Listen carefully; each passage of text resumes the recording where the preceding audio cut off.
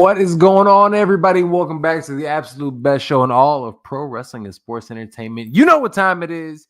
It is the Royal Rundown with myself, SERG VICENTE, your host, and my sister from another Mr. Miss Drede. Miss Drede, what it do? Hello. Welcome. Happy Monday. Happy Monday. Yes. We finally get a chance to sit here and talk wrestling on a Monday. Dre, how's everything? Man, listen, life is lifing and we doing what it do, okay? We rolling with the punches, baby. Rolling with the punches. Life and right now, I think, is what the world is saying. I think that's just a consistent thing that all of us are saying at this point. Just feel like we're in a perpetual state of this.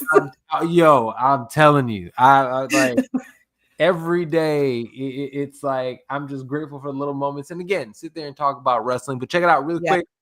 If you guys are watching live right now on YouTube, on Twitch, or on Instagram, thank you so much. And everybody else who's going to go ahead and subscribe live to this channel on YouTube at the Fight Podcast. Appreciate you guys. Go ahead and get yourselves some merch and all kind of other things that we have and follow us. So Etsy.com/shop/FightPodShop. Get yourself some merch. We have mugs, we got t-shirts, we got hats, we got all kinds of stuff. Support the show. All right. We're going to talk about stuff today. We're going to get into it. There's been a lot going on in the world of professional wrestling. We're going to talk about Triple H and why is and how we feel about his booking, the good, the bad, the ugly. We're going to talk about Triple H and all of that. Night of Champions in the WWE is coming up. We are going to discuss Night of Champions, but not in the way you might think. We will, but again, that is something that's going to come up in the show as well today. We'll talk about that. But Dre, before we get kicked cracking, how are you? Everything good? Yeah, man, we here. We good. There it is. All right. Now that we are here, let's talk about it. The biggest thing in wrestling, I think this past week, or at least one of the big things, is John Cena went out there and cut himself a promo. This cat goes out here on last week's SmackDown episode and did his own version of the pipe bomb against CM Punk. Dre, seeing it, hearing it, experiencing it. Like, how do you feel? Was this needed? Like, what are we feeling in this? Well, I think in the last show, I was one of the only ones who was like, I'm enjoying the John Cena heel turn. And the minute we press play or we press posts on the thing, it started to go downhill a little bit for me, or started to get a little repetitive for me. Yeah. It wasn't giving enough. And I felt like it was just kind of really just doing a lot of placeholder stuff instead of really building. It absolutely went up in the right direction with the whole Ron Killings, R-Truth situation. That definitely added some flyer to it. And then this pipe bomb, I think, is easily the best thing that's happened so far in the heel turn. One thing about John Cena, whether you like him or you hate him, he's never really been a bad promo, right? So people tend to, even that when the Cena hate kind of began, one of the things they didn't like is that he tended to bury the people that he's promoting against because he was, in real life, he was just better than them in a lot of ways. Yeah. And I think this was the Cena that we, from then, right? He kind of pulled from some of that. And I just really think it was dope that they were able to agree on the whole pipe bomb, thing. It kind of lets you know, and I think this has always been the case, but Cena and Punk kind of always gotten along in a certain way, right? You can see. They make each other better. I think they like each other in real life. Cena, Punk said it in the first pipe bomb. He obviously said it in this one. I think it's just a really nice opposites attract kind of thing with them. And they don't seem like they would be friends, right? Their characters, don't seem like they would be friends. And so it's really cool to see two very different people, two very different characters have the type of chemistry that these two have. They bring the best out of each other, and I love that. This is what we needed. Cena's heel turn needed this spice. Yeah, it did. And I think, and I have to give Ron Killings the the props for igniting that. I feel like it ignited this so that we could start really elevating the whole heel turn and the whole, last ride type of situation that he's so I love it. If they can continue this energy going, I'm here for it. That I'm really here for it. If this is what it is going forward, but you know what it was about this pipe bomb promo for Dude is that this felt the most authentically John that I felt.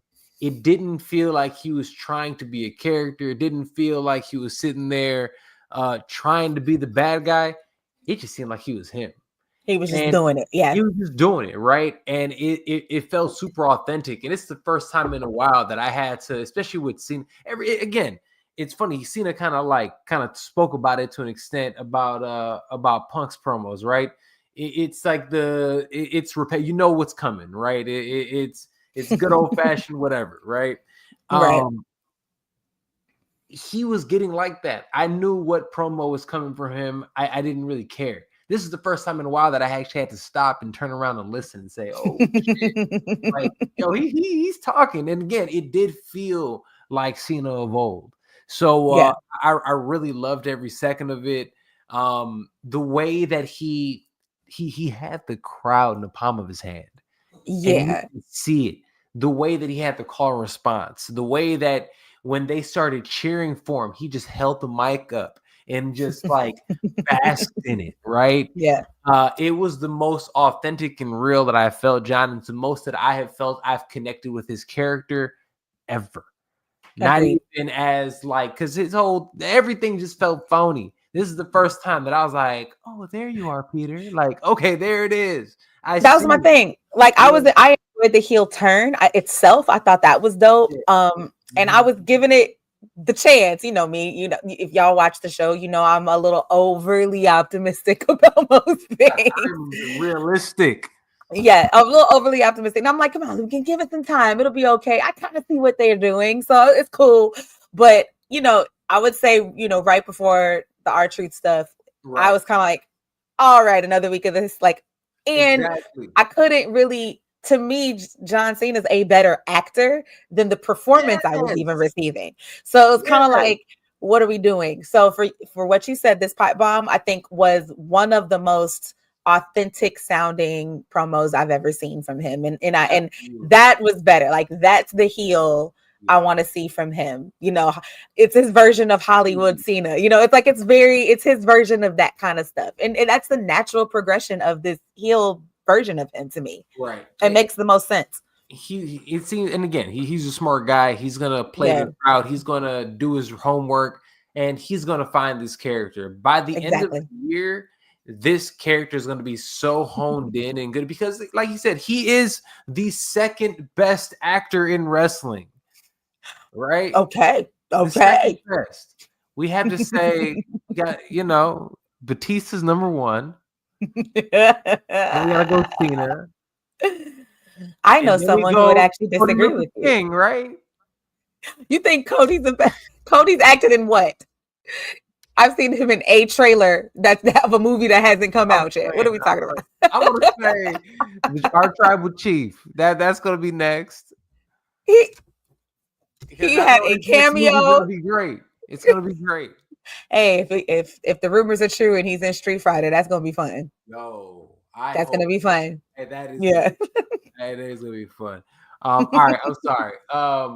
But this is great from Cena. I'm finally happy with the direction. R-Truth stuff, obviously, that goes without saying. R-Truth has killed it. But all right. Ronald killing Uncle Ron, man. Yeah, shout out to Uncle Ronald Killings, because that character evolution, man, is one of my favorites right now. It was so needed, and it's refreshing to see somebody, especially of that age, and somebody whose character that we've grown to know and love a specific way, to finally give you something else. Chef's kiss. Like, absolutely. I appreciate that. All right. I want to talk about this. And I want to find the tweet, but it obviously, and I think all of us know, everything's going on politically in the world right now. People out here going to war, doing all kinds of nonsense out here. But in the Middle East currently, obviously, we have the WWE's Night of Champions is coming up. And there is a flight advisory that has been announced on a number of the channels and stations in the Middle East that said there's essentially like a no fly advisory because of obviously the war that's happening. So there is nothing coming, nothing going. And the WWE at this present moment in time, they just sent out their team essentially. The folks for SmackDown. Yeah, for SmackDown on Friday because it's supposed to be in Riyadh. Yeah. So here's my question. Should the WWE go to Saudi Arabia for Night of Champions? Should we send everybody there, or should we cancel, postpone, and go back home? What are your thoughts on this, Dre? The WWE and TKO have gobs of money. Like in an astronomical, ridiculous amount. So I do not see any amount that they could lose that would be worth sending your staff and talent to a space that is uncertain. That is the nicest way I could put that. Great way to put it. That's honestly a great way to put it, because there isn't enough amount of money. I mean, if the world can shut down by Thursday and SmackDown be at the Performance Center by Friday because of COVID, this can be switched around to somebody else's venue that doesn't have anything going on. Absolutely. It just can. I mean, other than the pandemic, this would be another great reason. Do you know what I'm saying? Like, there's absolutely a reason, and everything she said is so valid. I mean, why would you put your talent and your staff at risk in that capacity? Obviously, we hope cooler heads prevail, but when things are going to be when things are as contentious as they currently are, there's absolutely no reason to put anybody at risk. Especially the individuals that are your product. Why would you do that? And they're human beings. Like, why would you send them over there anyways for any of this? So I'm sorry. And I don't. Yes, and I have you're absolutely correct. And my tinfoil hat moment of the day will be this. I don't care how closely affiliated you are to the current powers that be. Yeah. Like, whatever intelligence they tell you they have, it's still a level of uncertainty that you have to manage for. And who cares who's regardless of who is in power, right? There's just a level of uncertainty that you have to manage at a intellectual level. And it just doesn't make any sense to me. There is too much money going around that this can't be adjusted until cooler heads prevail. Absolutely. No, I mean, you said that great. There's enough money, there's enough other venues, and you could even do that show. I mean, let's be honest. You do just like they did Backlash in Puerto Rico, do Night of Champions in Puerto Rico. I guarantee you can make that happen in 24 hours. I mean, what's over there? Japan is over there. I mean, like, go to Japan. Go to Japan. Go to any of these places. Go to Australia. Go to automatically. There are so many ways and places that if you can't come all the way back home, fine. Where can you go? Where can you go? Right? It's the WWE. Everyone, they're such a big conglomerate. They make so much money when they come in town. Anybody's going to take them.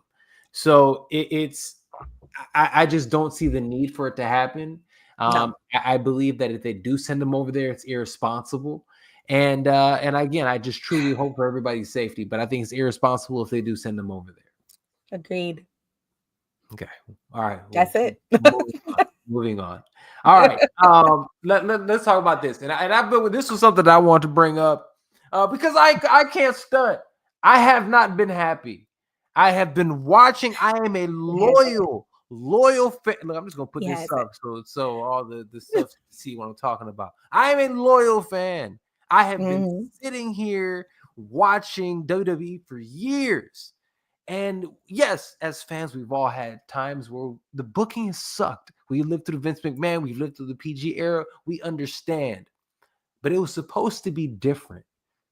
It was supposed to be different when we had Triple H. One of these guys who he was one of us.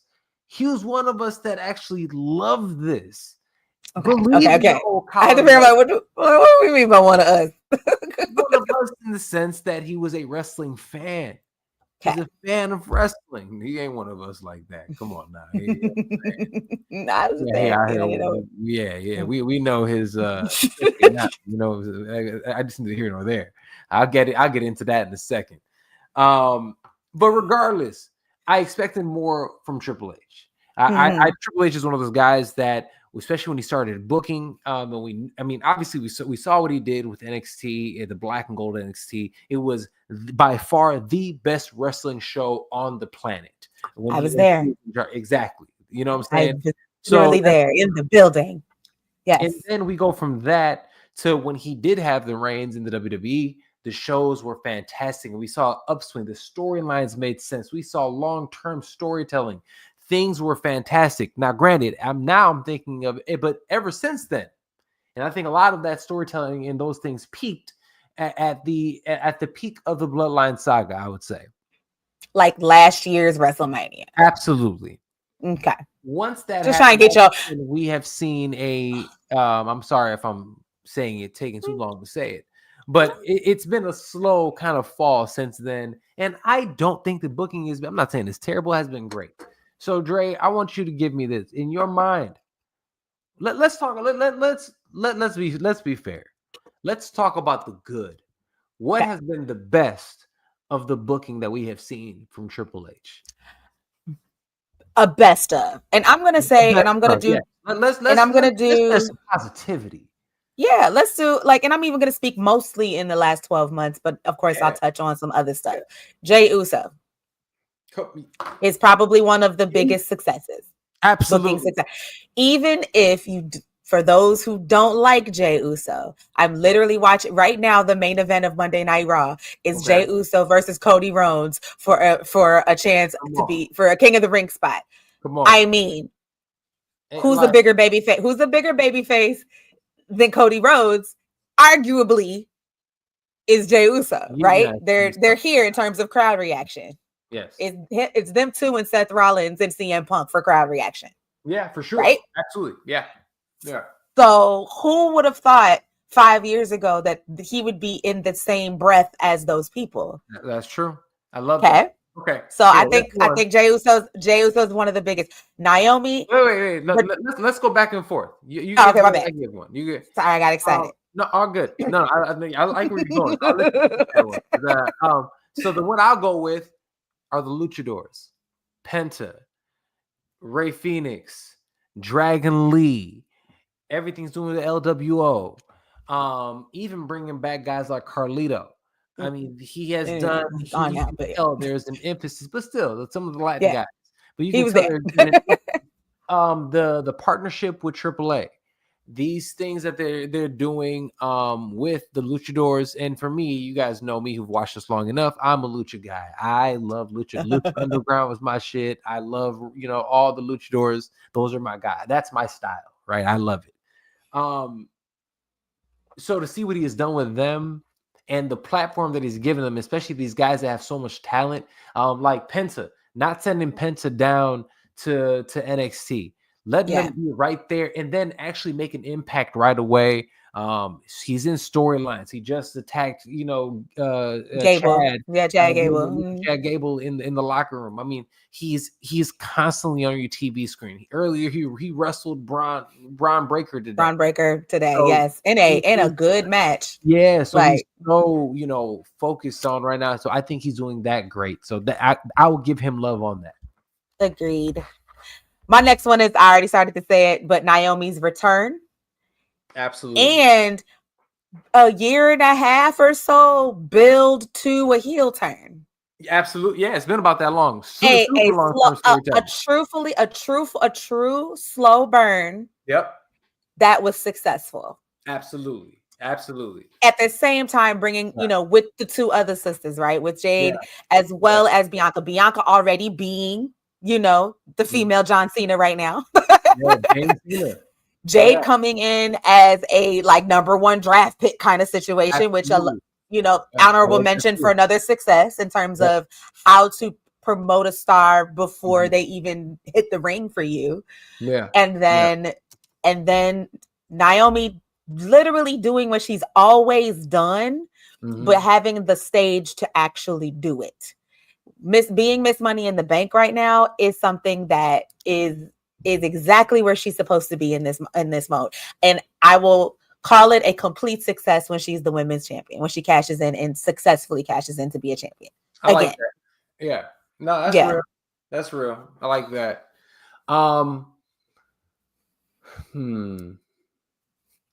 You know what? He's highlighted, and I'll give him this. He's highlighted teams and athletes that would not have gotten highlighted under other regimes.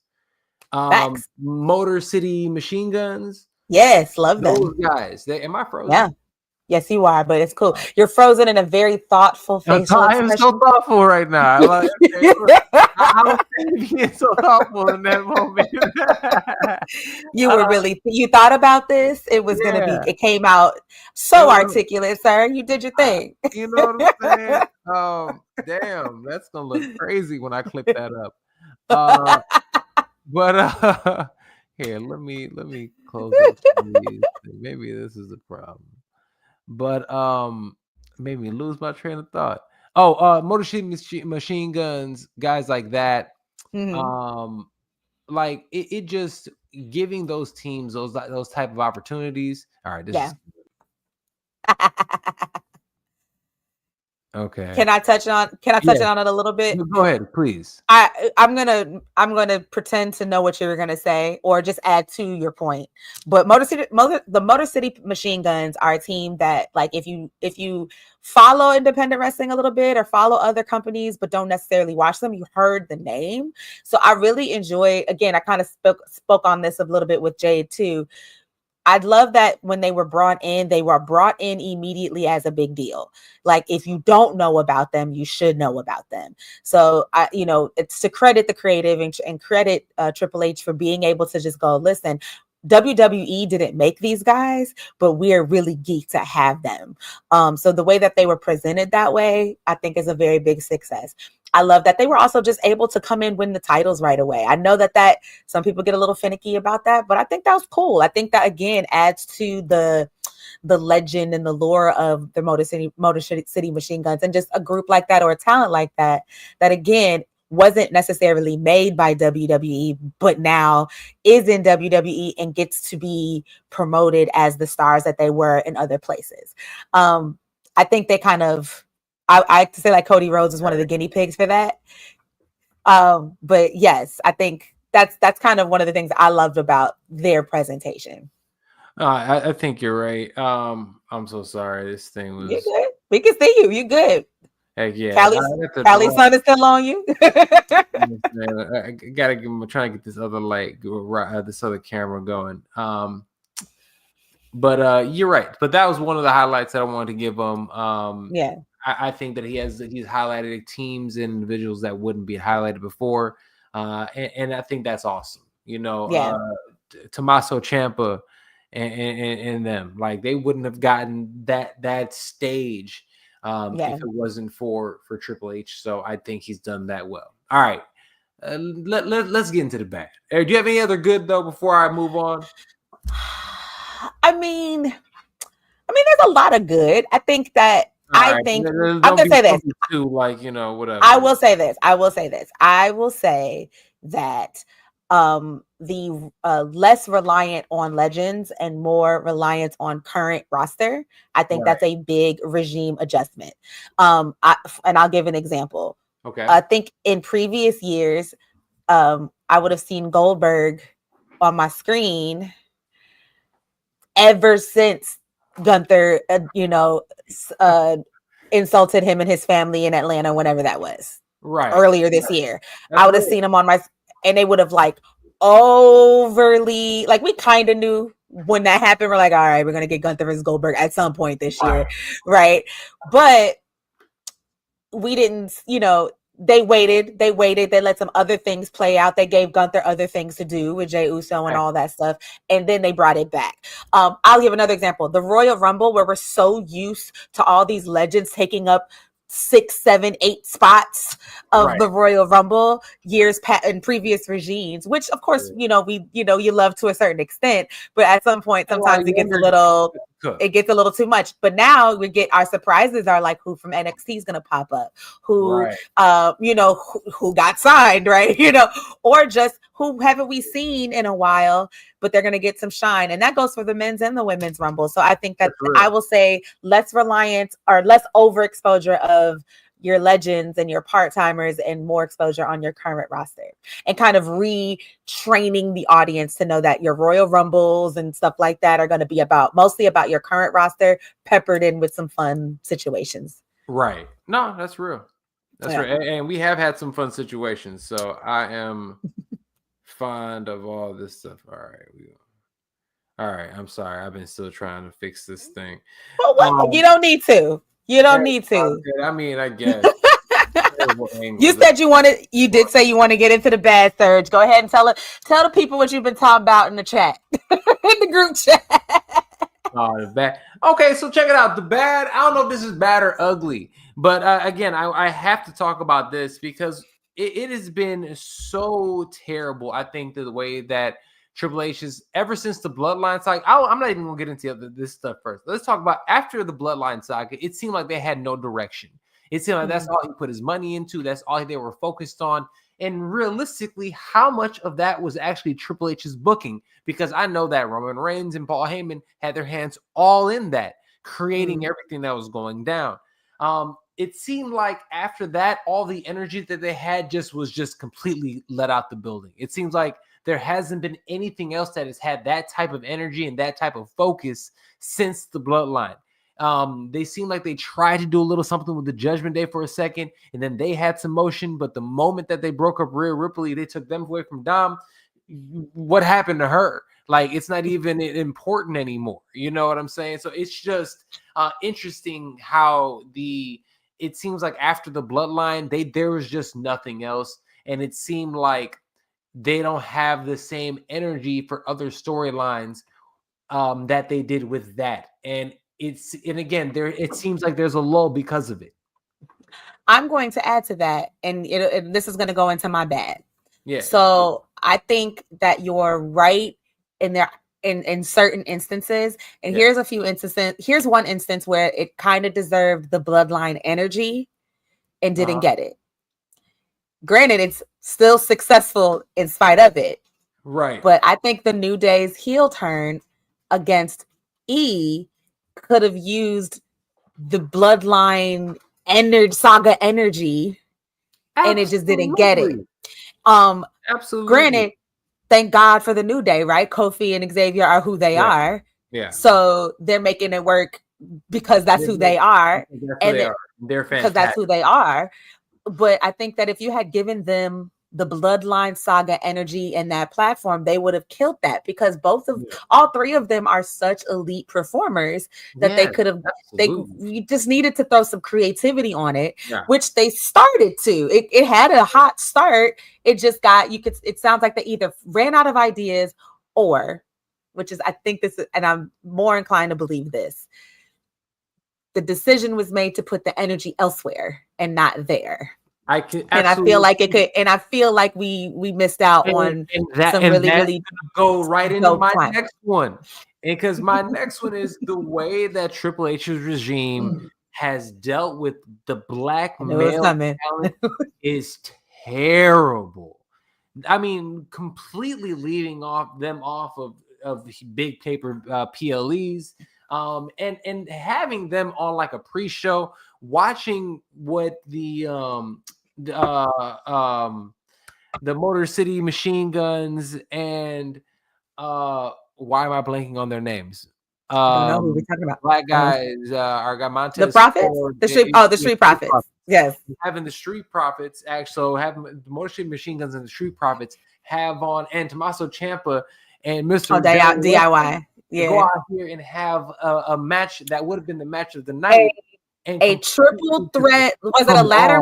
It was a ladder match with them. Yes. The day wasn't that, but it happened before Mania or after Mania. I can't remember. They were doing like in the pre-show before Mania or something like that. I think it was on a SmackDown. It was after Mania. Yeah, it was SmackDown after Mania. Yes. And we're all yelling at the TV like, why was this not on Mania?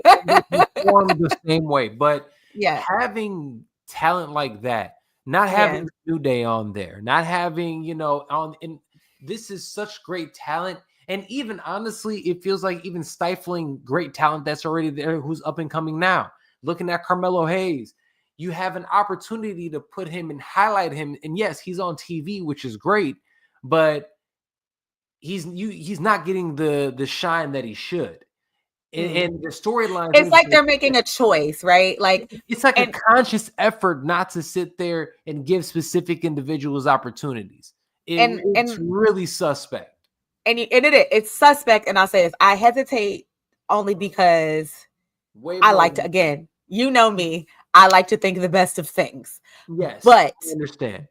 But I say this: I do want to say the conscious choice part, and Carmelo Hayes is a great example, right? Yeah. I'm going to take Carmelo Hayes and Braun Breaker. Let's take these two. Yes, and this is no shade to Braun Breaker. We know Braun Breaker is extremely talented, entertaining, and fun to watch. But if we're talking of skill for skill, let me finish. Same, not even promos, nothing. But I'm not jockstrap, yo. Let me finish. I'm sorry. And then we have Carmelo Hayes, two people who literally came up in NXT at the same time, right? Came up in NXT at the same time, got called up around the same time as well, if I'm not mistaken, give or take, whatever.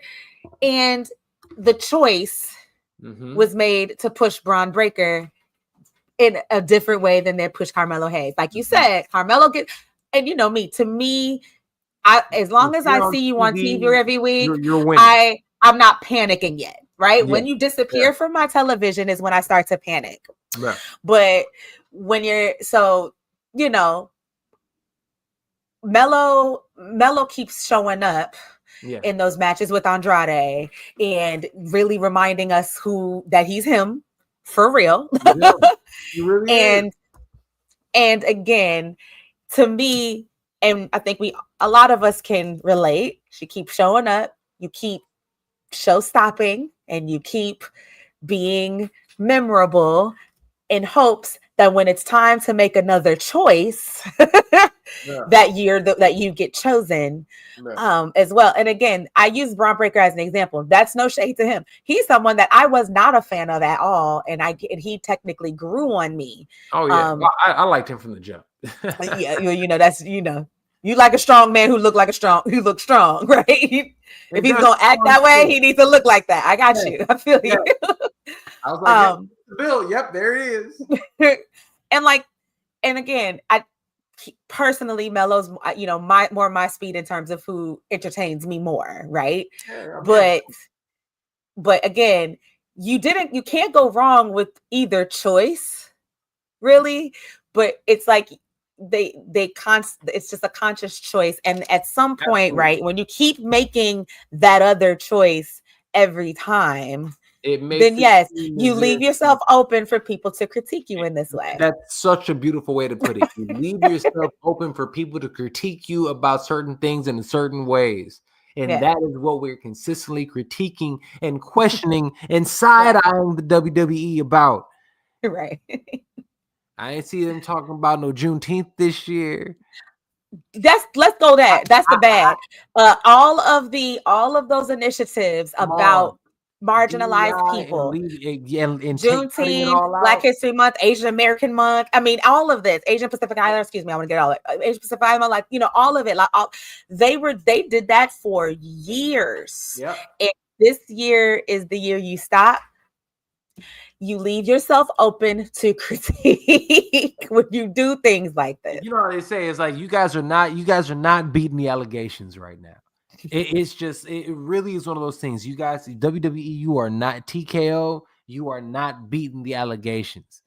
It is so evident what's going on, but it's neither here nor there. This is a family show. We trying to have fun. We're going to keep having fun. And with that being said, let's move on to the next thing. Final thoughts. Final thoughts of the day, man. Look, I just want to talk about just what are some of the best things happening in pro wrestling right now. What are all the feel good stories, Dre? What do you want to talk about? I am having a blast with all of the, I'm going to call it the luchador invasion of both major companies. Yes. Of both major companies. I think AEW had one of their best shows last week. Come on. Like, I had a blast watching that show. And let's be clear, I do not watch, I think it's CMLL very often. Yeah. Or if at all, again, I'm one of those people that if I hear something dope, I'll go find it, but I didn't tune in and watch it. Man, I had a blast watching that show last week. Sure. Mercedes being the new belt collector is a blast. Loving that. Love watching that. I don't care. I actually kind of like how much people hate some of it. People hate it. It's just a blast. And I just think that those are just, the whole thing. Same thing with, like you said, WWE and AAA as well. Yeah. I like the fact that what was once considered niche is being folded into the mainstream in this way. And I know that somewhere Rey Mysterio right now is just he's grinning. Oh, he's so happy. Is just grinning because he did a lot of heavy lifting in the 90s for us to really, really appreciate it. He got lawn darted into a side of a damn truck for us, for us to get to where we currently are. For us. He did it for us. But for real. I think that's one of the most heartwarming things. And then I'm going to say out to Cedric Alexander, popped up in TNA. We got to give some love to Cedric Alexander, one of the best performers out there who didn't get his shine. Again, one of the things we were just talking about. But one of the critiques. The allegations. He not beat those allegations. I agree. Yeah, seeing Cedric Alexander pop back up. Oh, and I don't know. I'm having a blast watching MJF get hazed into his new fraternity. It's very interesting. There's always a white boy in the frat. There really is. There's always that one. That one chapter that got the one white boy, and I'm really having a blast watching that. He looks like he's having the time of his life, and it's like, and I hate to admit that I'm enjoying it. It's like I'm watching it like, okay, this is pretty good. Like, all right. Yeah. But we've been heavily critical of MJF really on this show. I hear that Jay and Cody having a bangaroo right now. And I see who won. Wow, guys. But yeah, I've been trying to not pay attention. Do you want to know for real? Yeah. Cody won. I knew he was gonna be mad. That's what I was. But he just did the thing where when you tap your partner and let them know we just had a hell of a match moment. Oh, he just did that. Gross. Well, they on the hold on, he's pointing. Oh, he's pointing at the crowd. Yo, here's the thing that's killing me with it. Like, I guess this goes to the bad, and this is why I was so irritated with this stuff.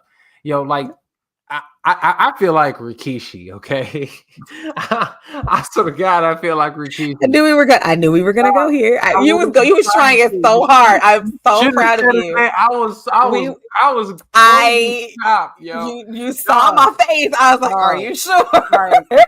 I tried. This shit with Jey Uso is killing me. First of all, y'all some haters. I don't understand why y'all hate on Jey Uso. It makes zero sense to me. Argue with your mama. And then beside from that, when I go in there, the disrespect. This dude carried y'all for like 4 years, and then like the hot potato he gets with the belts. I understood the IC championship, but this just like his championship run was weak. They didn't even let my man look strong in any type. He gave him like 2 promos. Aside from that, he was just over here trying to jump in for his friends and then getting beat up. I always just saw him getting up from things, not from whooping ass. He would just be standing up from getting worked out, breathing hard and huffing and puffing. Like, I couldn't stand watching this presentation of Jay. when he Can I be go ahead? such a strong character. Yes, Dre. I am going to Be say this. the nice person. Yeah, yes, please. I am going to say this. I don't necessarily disagree. I think that he could have, I think that it would have benefited his entire story arc to look stronger more often. Yes. Facts. I agree with that. I agree with that. On the other hand, I'm going to say that WWE, for generations at this point now, feels like the best faces are the underdogs. And so they look at Jay and saw an underdog face. They did not see a strong, they didn't see him overpowering anyone. I'm not saying that they shouldn't have been able to see that. What I am saying is that is the character they built, and then that's the character they presented to us. I'm not saying it's right or wrong.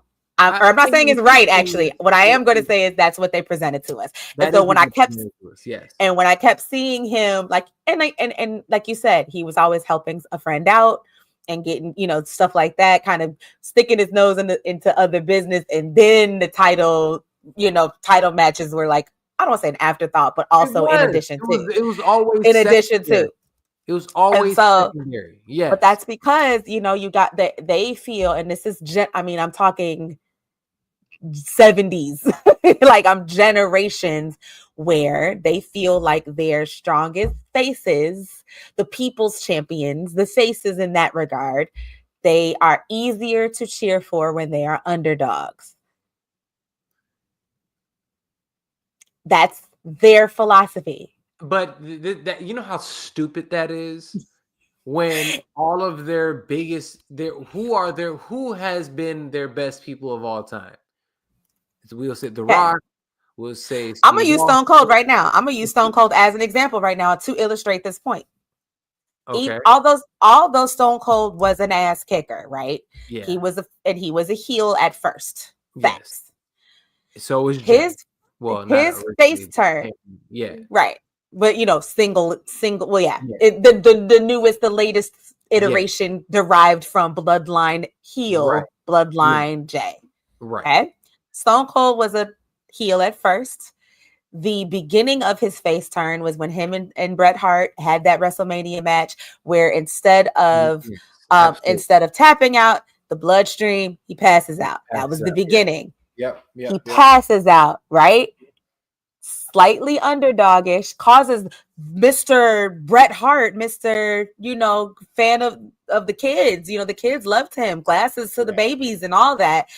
Started getting him to wrestle more heel like. Granted, Bret Hart is a genius and he knows how to make that switch. Yeah, of course. At the top of that.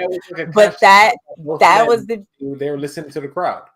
That was the beginning of it. And then that's when we got into the whole Mr. McMahon stuff. And the reason we got into the Mr. McMahon stuff is because Mr. McMahon was always putting all of these obstacles in front of Stone Cold so that he could not win the title. He was also involved with Mick Foley winning the title. As an ass kicker. And Jay is not presented as an ass kicker. Jay is presented as kicker, getting his ass kicked.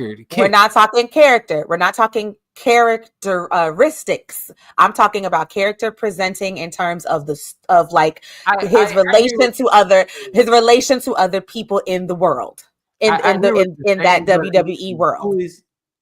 But I know what you're saying is like you would have even been cool if he had that swagger of an ass kicker and you got to see him kick some ass. I got you. And I agree. It would make sense. He could have his same excitement and exuberance for everything. He can be just as hype, but not be such a. And I think that's what ended up playing into the internet wrestling community sitting there being upset at him is because he was always seemed like such a. It wasn't strong. It was such a weak character. The philosophy I'm speaking of is dated. It's so dated. So it's dated, which is I agree. It literally even contradicts what they just learned with Roman Reigns. You tried to do Roman, like it's like that's why I don't like. I hear what you're saying, but they did it with Cena too. That's why they did it with Cena, but they did it so what's the word I'm looking for? they did it against the audience's wishes, to the point where Cena was booed for a decade, damn near, as a face. It's just insane, you know. It seems like it's just such a this is like your top merch getter. This is like, why would you do, like, they have other plans. I think I don't know when Roman comes back, but you know, I think we're due a Roman sighting in a minute, because SummerSlam's got to be promoted. So I think we're due a return. As soon. What do you think that's gonna? You think they're gonna do Roman something with him and Roman? They're on different. No, I think that Jay and Jimmy might get back together for something important. I know you hate that, but I don't, because I like the. I hate it. I hate it that I like the. I wouldn't hate it if they made them a tag team, if there was a tag team division to care about. There's not. Fair. They need to get us.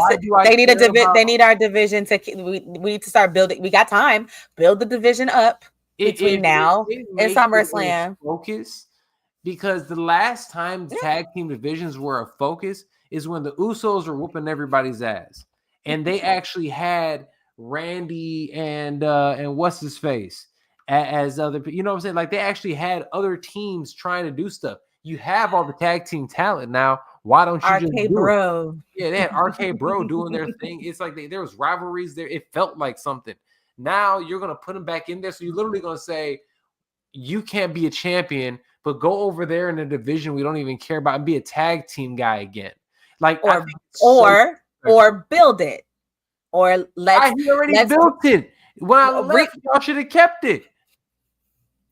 I hear you, but again, I'm speaking, and again, I'm speaking hypothetically, right?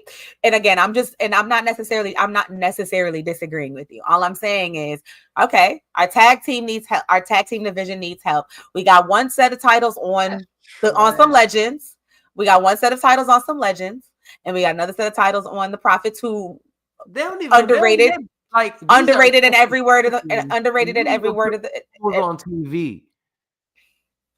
You're not wrong. I'm just saying. That's what I'm saying. Maybe they returned them to build them back up. Is all I'm. It's just it's not even a suggestion. It's just a inkling I have. It's an inkling I have about them, about what they might be thinking. And no, I mean, again, they open themselves up for critiques like this. You're right. Because I wouldn't even think it went all the way back. Now I'm on this other thing. Like, y'all ain't beating allegations, yo. Like, because you see what you see my line of thought. You see the train of thought, because you've watched long enough, right, to see some of the patterns of what might happen. That is what might happen. But man, the way these things are working out and you're seeing it, it just seems like this organization is being run like this country and by the same type of people, unfortunately. And it's like one of those things that I sit there and I watch, and I'm looking at the decisions that are being made and the individuals that aren't getting opportunities. And it really makes me look like, wow, this is really being reflective of something else that I'm noticing. So it is really interesting, and it's highly disappointing, to be very honest with you. And again, it's not that I don't love the WWE. I do. I still watch it, begrudgingly so, because obviously you guys know I love the UFC. I don't watch that nearly as much as I need to, and I do for my show, obviously, and I do it because, like I said, that is my job and that is what I do. So I go out there and watch it, but I don't enjoy it with the same type of thing. I still enjoy watching professional wrestling, but I have my moments where, like, on the infamous group chat, shit, dog, I literally was like, I'm not talking about this shit no more. I'm done. Like, irritated. He had a whole day where he really was like, I'm out of here. And I was like, wait, don't go. And he was so serious. I want to say this. I do want to say this, though. And again, I know I'm never beating the allegations either, but just stay with me. Not those same allegations, but different ones. I know. No. I know what you mean. I'm too nice. I am too nice, but I will say this. We have lived through far worse storytelling, programming in the WWE. Like, but you know, and don't you start far. I mean, the worst thing we see on TV is light years better than some of the best stuff. Absolutely. Absolutely. Okay. The other So stuff is outdated, and it felt like it was being written by a 90-year-old man. Yes. Now what we get, and I say this to say is that we can, we're having these critiques because we've seen what some of the best can kind of look like now.